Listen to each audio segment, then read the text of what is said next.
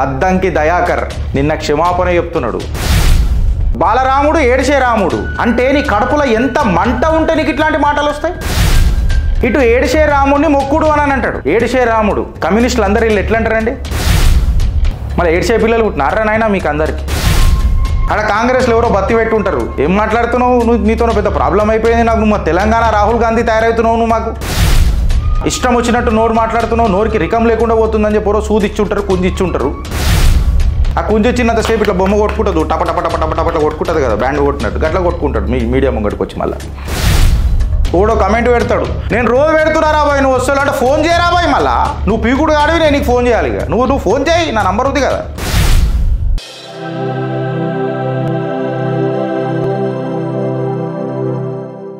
మన మోడీ గారికి ఎందుకు ఓటేయాలో అడిగి తెలుసుకుందాం. Digital India, make in India, stand up India, startup India, smart city, Vishwakarma Yojana. అసలు కరోనా అప్పుడు ఆయన వ్యాక్సిన్ ఇవ్వకపోతే మనం బతికే వాళ్ళమా? 500 ఏండ్ల భారతీయుల కల నెరవేర్చిన నరేంద్ర మోదీకి 10 ఏళ్ల సంధి రోజుకి 20 గంటలు కష్టపడి పనిచేస్తురే. దేశమంతటా హైవేలు, వందే భారత్ రైళ్లు, పాఠశాలలు, ఆర్టికల్ 370 రద్దు, త్రిబుల్ తలాక్ రద్దు, సర్జికల్ స్ట్రైక్ లాంటి కఠినమైన నిర్ణయాలు. మోడీ గారు ఇదంతా ఒక ట్రైలర్ మాత్రమే అంటున్నారు. ఇలా ఎన్నో అద్భుతమైన స్కీములు తీసుకొచ్చిన మన మోడీ గారిని ఎలా వదులుకోగలం? కమలం గుర్తుకే ఓటేద్దాం, బీజేపీని గెలిపిద్దాం. మోడీ మన అందరి నేస్తం, బీజేపీనే గెలిపించేద్దాం. నిన్న ఆ రాముడి పాదాల సాక్షిగా చెప్తున్నా, అద్దంకి దయాకర్ నిన్న క్షమాపణ చెప్తున్నాడు. నేను ఎవ్వరి మనస్తత్వాలకు రాముడికి వ్యతిరేకం కాదు. నేనన్నా రాముడిని మొక్కుడే, బీజేపీని తొక్కుడే.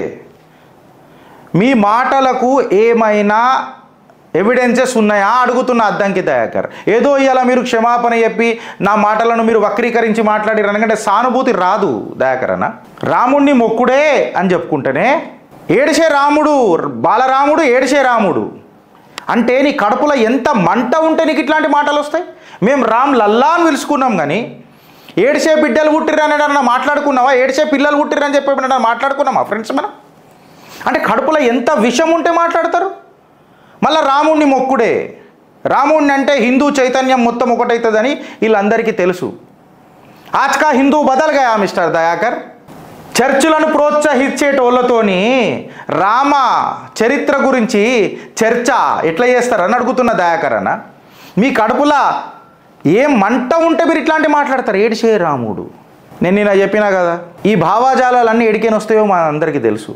ప్రాబ్లం ఏందనంటే నైదర్ యు ఆర్ ఏ 100% కాంగ్రెసీ nor you are a 100% communist.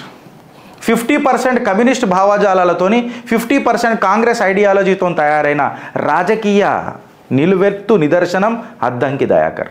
అక్కడ కమ్యూనిస్ట్ లెక్క ఉంటాడా, ఇక్కడ కాంగ్రెస్ లెక్క ఉంటాడా అని అంటే మిశ్రమతో ఉంటాడు. అది ఇంకా డేంజరస్ దేశానికి.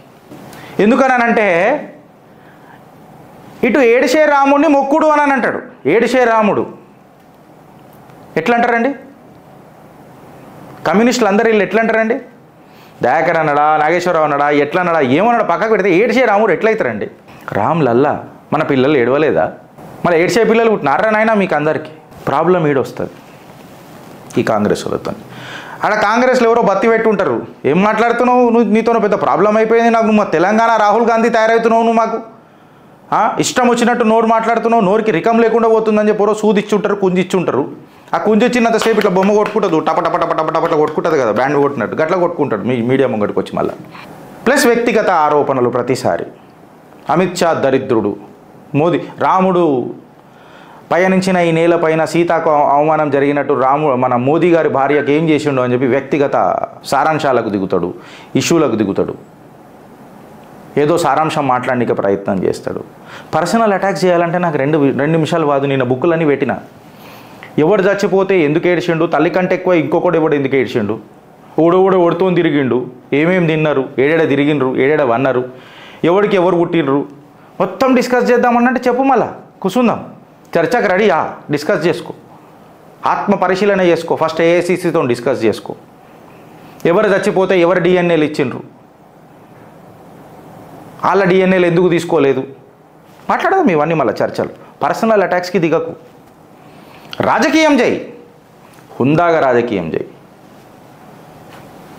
ఇవాళ క్షమాపణ చెప్పినంత మాత్రాన మీ మాటలు మర్చిపోయేటివి కావు. మచ్చ క్రియేట్ చేస్తున్నాయి. హిందువుల చైతన్యానికి మచ్చ క్రియేట్ చేస్తున్నాయి. ఒకటి గుర్తుపెట్టుకో దయాకర్, బలహీన వర్గాల ఆశాజ్యోతిగా నిలబెడతానని అంటావు కదా ప్రతిసారి. హిందూ చైతన్యం ఏందో గుర్తుపెట్టుకో, సనాతన ధర్మ సంపత్ ఏందో తెలుసుకో. సర్వైవల్ ఆఫ్ ది ఫిట్టెస్ట్ అని చెప్పి డార్విన్ థియరీ నిజంగా చెప్పిడో లేదో నాకు తెలియదు, కానీ చదువుకున్నాం పుస్తకాలల్లో. సర్వైవల్ ఆఫ్ ది ఫిట్టెస్ట్ అని చెప్పి మీ పాశ్చాత్య కల్చర్ మాట్లాడింది దయాకర్ అన్న. సర్వైవల్ ఆఫ్ ది వీకెస్ట్ అని చెప్పి నా సనాతనం మాట్లాడిందన్న. ప్రతి జీవికి జీవనం అనేది ఇంపార్టెంట్, ప్రతి జీవితానికి జీవనం అనేది ఇంపార్టెంట్. సబ్సే ఎవరైతే చాలా వీకెస్ట్ ఆఫ్ ది వీకెస్ట్ ఎవరైతే ఉన్నారో సనాతనం వాళ్ళకి ఎప్పుడు అండగా నిలబడుతూనే వచ్చింది. Survival of the weakest is the policy of సనాతన ధర్మ. నువ్వు సర్వైవల్ ఆఫ్ ది ఫిట్టెస్ట్ అంటే ఉన్నోళ్ళందరినీ సంపుట పోతావేమో, మేము అట్లా కాదు. దానికి నిదర్శనమే సర్వైవల్ ఆఫ్ ది వీకెస్ట్ అన్నదానికి నిదర్శనమే పార్సీ. ఆనాడు భారతదేశంలోకి పార్సీలు వచ్చి జాగలేదు అన్నప్పుడు ఆ మహారాజు చెప్పిన మాట, ఇక్కడ జాగలేదు మీరు ఎట్లుంటారు ఏముంటారు అని అంటే, ఒక కీర్ల చక్కెర వేసి కలిపేసి ఆ చక్కెర మీకు కనిపిస్తుందా అంటే కనిపిస్తలేదు అని అన్నాడు రాజు. ఆ చక్కెర లెక్క కలిసిపోయి ఉంటాం మేము అని అంటే యాక్సెప్ట్ చేసిన ఘన చరిత్ర నా భారతీయ సనాతన చరిత్ర. ఏంది గోపన్న, మళ్ళీ ఏదో ఉద్యమాల పోస్ట్ అంటిస్తున్నట్టున్నావు?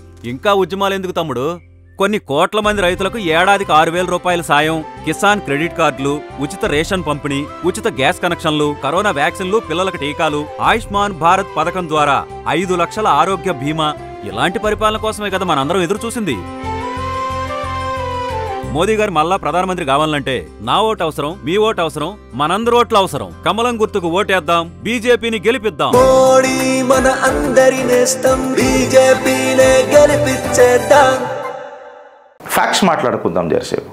ఆ రాముడి పాదాల సాక్షిగా. గిరీష్ ఇక్కడి నుంచినే ఎందుకు ఇలా స్టార్ట్ చేసినావు అని అంటే, భానుడు కంటే ఎక్కువ మండుతా అని మాటిచ్చిన, నిజాలను ఎక్స్పోజ్ చేస్తా అని చెప్పి మాటిచ్చిన. If there is any sort of a data to the opposite side, రన్ రీ. I'm still giving you a chance, the lines are open.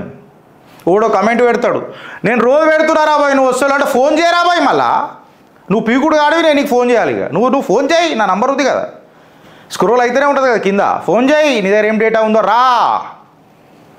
వంకర మాటలు మాట్లాడకు, బెండులు తీస్తాం మేము కూడా. మళ్ళీ ఫ్యాక్ట్ చూడు, డాట్స్ కనెక్ట్ చేయరు ఫ్రెండ్స్. ఒకడేమో పాకిస్తాన్ని ప్రేమిస్తా అంటాడు, కర్ణాటకల కాంగ్రెస్లకు కూడా ఇదే ఒక లాంగ్వేజ్ వస్తుంది. బీజేపీ వ్యతిరేకిస్తుంది, మేము పాకిస్తాన్ని ప్రేమిస్తాం. ఇంకొకడు కాంగ్రెస్ లీడర్ వాడు ఏమంటాడంటే, ఇండియన్ ఎయిర్ ఫోర్స్ మీద దాడి మోడీ చేయించిండు, ఎలక్షన్లు వస్తున్నాయని చెప్పి చెప్తారు సిగ్గులు తప్పిన వాళ్ళు.